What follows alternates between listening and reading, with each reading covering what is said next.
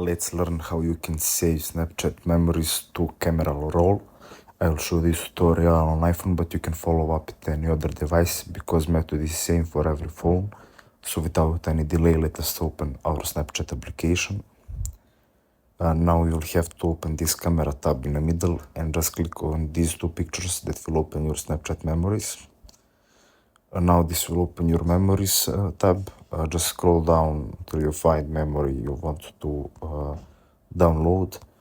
I found this one, for example. Now what you need to do is to click on this button in bottom left corner near story and under add a lens option, this share icon, and it will open a pop-up share elsewhere. Just scroll and find download button.